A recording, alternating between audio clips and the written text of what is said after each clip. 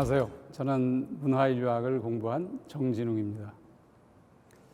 문화인류학이 잘하는 것 중에 하나가 우리가 속해 있는 익숙한 문화를 좀 낯설게 바라보는 것입니다.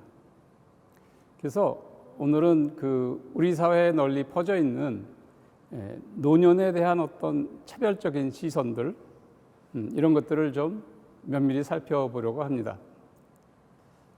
우리가 일상에서 사용하는 말들도 사실은 우리 문화가 지니고 있는 노년에 대한 어떤 차별적인 시선들에 대해서 뭐랄까요, 일종의 좀 오염되어 있는 경우들이 많이 있습니다.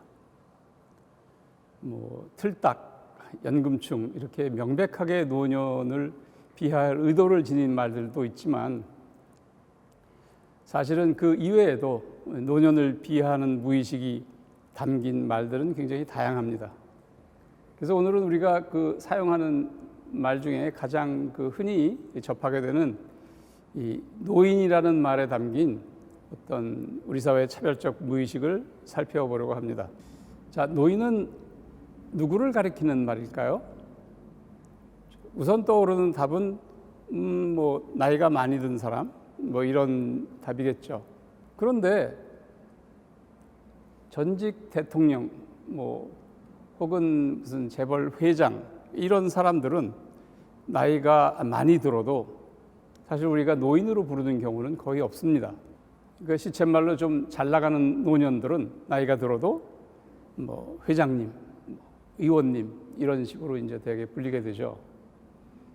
자, 그러면 누가 노인으로 지칭되는 사람들은 누구일까요? 이런 질문을 해볼 수 있죠.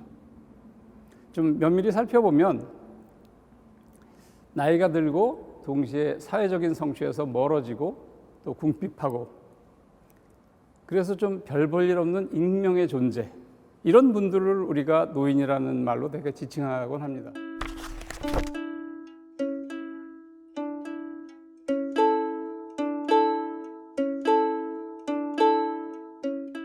그러니까 노인이라는 말은 단지 어떤 나이가 들었다는 생물학적인 현상을 가리키는 어떤 말이라기보다는 거기에 더해서 낮은 사회적인 혹은 신분적 위상을 지칭하는 말이 되었습니다. 그래서 이 노인이라는 말은 어떤 사회적인 성취를 이룬 존재와는 잘 어울리지 않는 말이 되었습니다. 예를 들어서 노인 사장, 이런 말 잘 쓰지 않죠. 혹은 노인 국회의원, 이런 말 들으시면 어떠신가요? 좀 일종의 형용 모순처럼 부자연스러운 느낌을 받기 쉽죠. 왜 그럴까요? 즉, 아까 말씀드렸듯이 노인은 사회적인 성취를 이룬 존재 옆에 나란히 하기에는 좀 모자란 존재로 인식됩니다.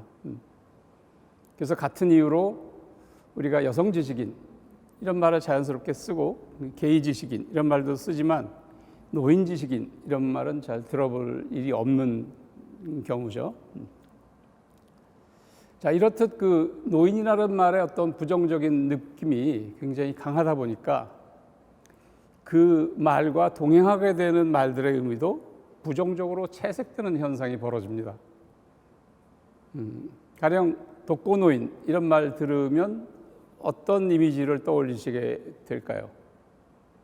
대개는 어떤 원치 않는 사정으로 혼자 살게 된 좀 궁핍하고 소외된 노년, 이런 이미지를 떠올리기가 쉬운데요.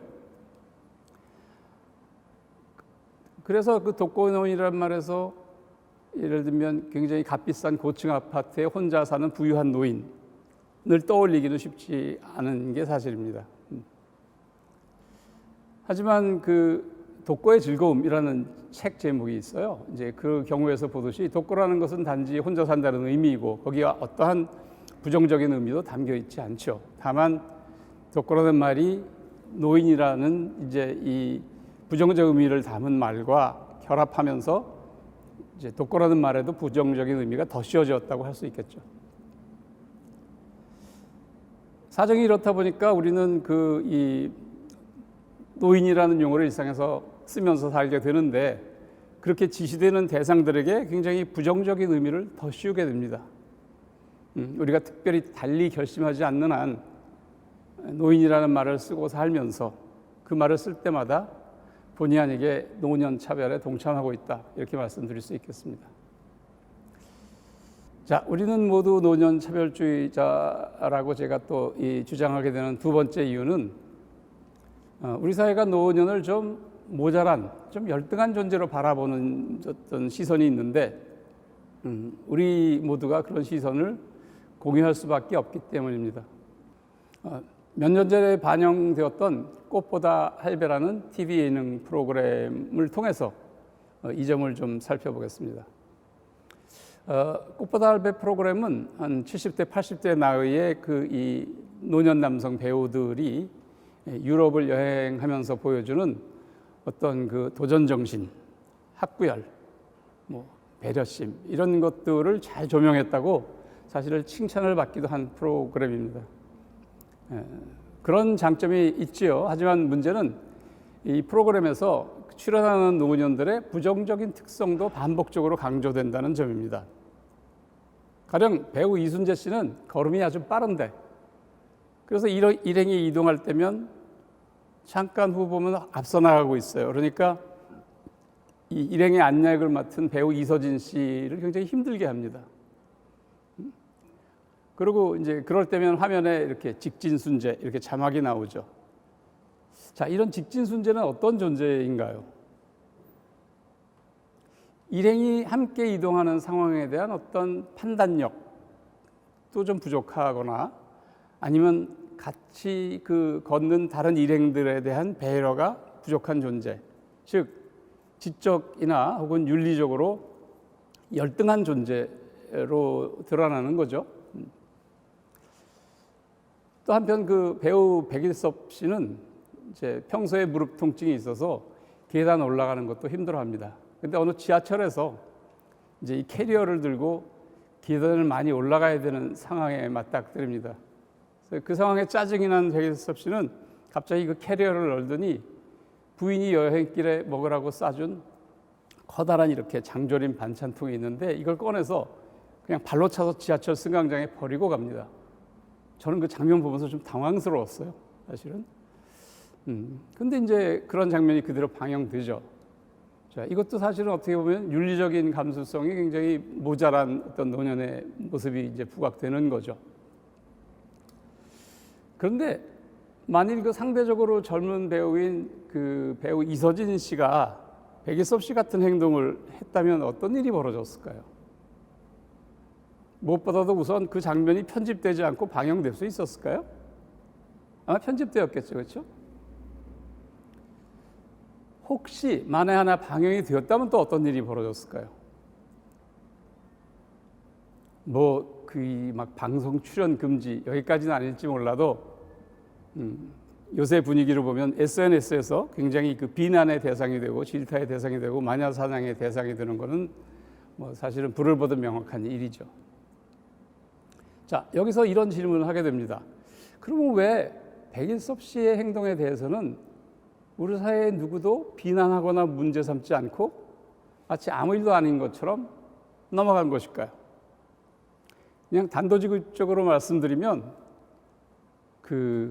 우리 모두가 늙으면 다 그렇지 이런 식의 어떤 노년을 지적 윤리적 감수성이 모자란 존재, 그래서 때론 좀 이렇게 접어주기도 해야 되는 존재로 간주하기 때문이라고 생각합니다. 아마 동의가 되실 거라고 생각해요. 그렇지 않고 이렇게 그냥 넘어가기 참 어렵죠.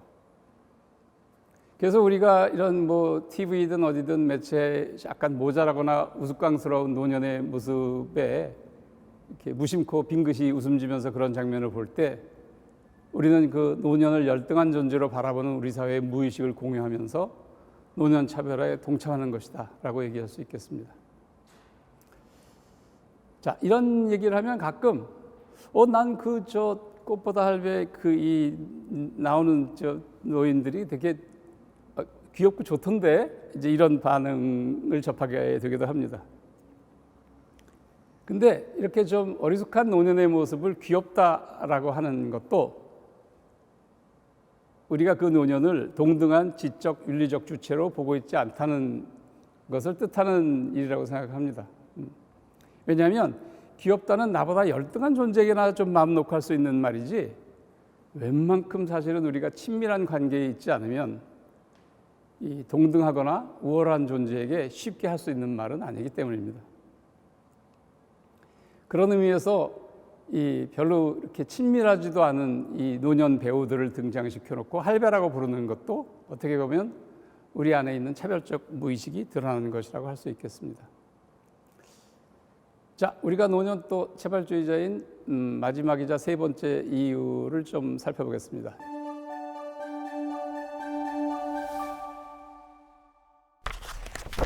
젊음에 대한 집착과 노년 혐오의 감성, 이 두 가지가 굉장히 증폭되는 시대에 우리는 살고 있습니다. 70이 되니 마음이 시키는 대로 따라해도 법도에 어긋나지 않았다라는 식의 공자의 얘기들은 아마 되게 익숙하실 텐데요. 그 얘기는 노년에 달성될 수 있는 어떤 성취에 관한 일종의 문화의 지침 혹은 청사진이라고 할 수 있습니다. 보다 더 일상적으로는 요새는 이런 얘기 듣기 어렵지만 지혜로운 노인, 이런 얘기들도 사실은 어떤 노년에 달성 가능한 어떠한 성취에 관한 어떤 청사진인 거죠. 문화가 제공하는 어떤 이미지들인 거죠. 그런데 오늘의 문화는 더 이상 이 노년의 삶에 관한 어떤 성취나 꿈이나 가능성에 대해서 이야기하기를 멈췄습니다. 뭐랄까요? 그 일종의 문화적인 지침이 증발해 버렸다고 할 수 있을 것 같습니다. 그리고 그렇게 노년의 어떤 청사진이 증발해 버린 빈자리를 지금 메우고 있는 것이 젊은 노년, 혹은 이렇게도 표현해 볼 수 있을 것 같아요. 끝없는 중년의 끝없는 연장으로서의 노년의 이미지들입니다. 그러니까 이 젊음의 매력을 이 전시하는 소비 자본주의 시대의 욕망은 늙음으로부터 도망쳐서 대놓고 젊은 할머니, 젊은 할아버지와 같은 형용 모순을 이제 꿈꾸는 시대가 된 거죠. 그래서 그런 사례가 시니어 모델들 요새 굉장히 인기 많죠. 또 철인 3종교 뛰는 할머니, 할아버지들, 또 액티브 시니어의 사례로 등장하는 분들, 이래서 이 나이에 맞서서 젊음을 유지하는 어떤 이 노년의 이미지와 그런 것들을 보여주는 프로그램들도 이제 많이 익숙하실 것 같아요. 또 아주 일상적으로는 이 검버섯이나 주름 같은 것을 지우려는 노년의 노력들도 이제는 낯설지 않은 시대입니다. 이런 문화적인 변화는 이렇게 이 노쇠함과 죽음을 연상시키는 기호들을 일상에서 아주 추방해 버리는 어떤 흐름과 맞물려 있습니다. 그러니까 주변에서 보면 얼마 전까지도 어른들이 본인들의 수의를 마련하고 스스로 간수하고 하는 모습들을 접할 수 있었어요. 이제 도시에서는 적어도 그런 모습들이 거의 다 사라진 것 같고요. 장례 절차는 간략하게 되고 추모공원이나 묘지 이런 것들은 혐오시설이라는 오명을 쓰고 점점 더 눈에 띄지 않는 공간으로 밀려나고 있습니다. 그러니까 늙음, 노쇠, 죽음 이런 것들은 이제 우리가 어떻게 대면해야 될지 몰라서 두렵고, 그래서 더 기피하고 외면하고 싶은 대상들이 되어가고 있습니다. 이런 젊음에 대한 집착과 노년 혐오는 동전의 양면이라고 할 수 있죠. 그러니까 젊음 느리기의 문화적 각변이 우리에게 매력적으로 다가올수록 늙음과 노쇠함에 대한 우리의 그 두려움과 혐오는 더욱더 심화되겠죠. 그래서 젊음에 대한 욕망과 강박을 이렇게 증폭시키고 있는 오늘날의 문화를, 그런 문화가 우리 모두를 노년 혐오주의자로 만들고 있다, 이렇게 말씀드릴 수 있겠습니다. 이제까지 살펴보았듯이 이런 문화의 힘은 마치 우리가 이렇게 호흡하는 공기와 같이 의식하지 못하는 가운데 이렇게 스며드는 강고한 힘을 가지고 있습니다. 그래서 이런 발표를 하는 저부터 시작해서 누구도 이렇게 노년을 비하하고 차별하는 문화의 무의식으로부터 자유롭기는 어려운 일이겠죠.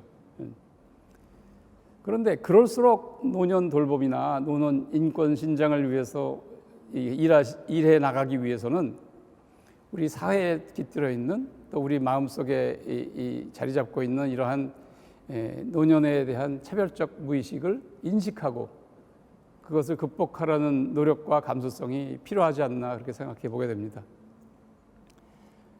그래야만 나이 듦과 죽음을 대면하고 받아들일 수 있는 노년에 대한 우리의 상상력을 키울 수 있을 것 같고요. 그렇게 노년이 지니고 있는 어떤 다양한 가능성을 탐색하는 길에 많은 분들이 함께 하셨으면 합니다. 경청해 주셔서 감사합니다.